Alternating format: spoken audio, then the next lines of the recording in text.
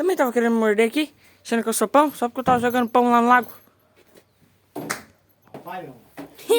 Chicão! Ô! É abraço!